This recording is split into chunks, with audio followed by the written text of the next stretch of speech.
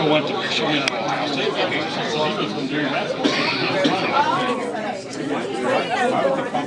There's another label. Oh yeah. Jody, how are you? Is this the empty one? Here.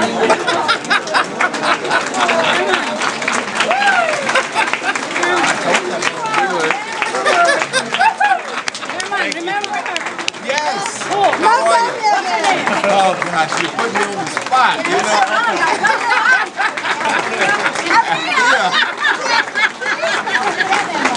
It's great to see you, Donna. I heard y'all got Julia. Thank you. Thank you very much.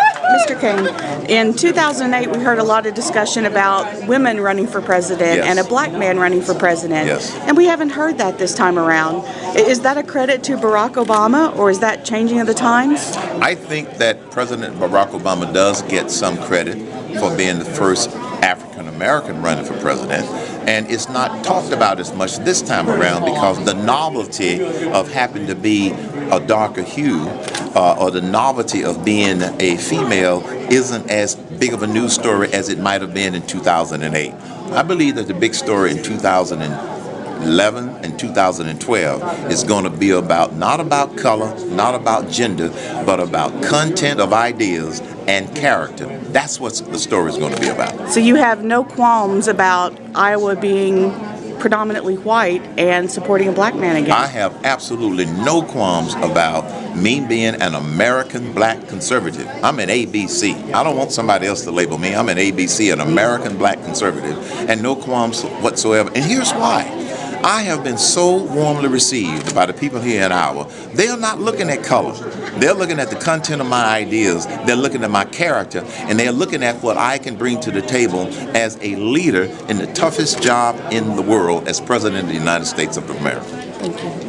And so by going in as a businessman who has problem-solving experience, problem-solving expertise based upon my record, I think that's a tremendous asset. I don't believe I need to know how Washington works. Then I'll just become just like the rest of the other people that go to Washington, D.C. As President of the United States, not knowing how Washington works, my objective as president would be to change Washington, D.C., not become a part of Washington, D.C., and that's what the American people are looking for. That the American people are ready for some honesty. Some honesty in what the problems are and honesty in what the solutions are.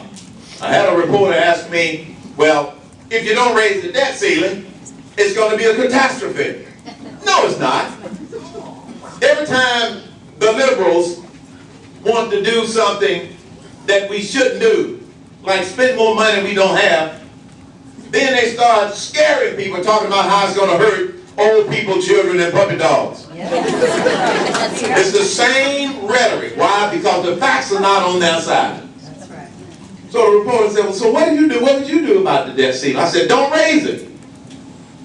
And you heard this about previous elections. But this one, more so than any other.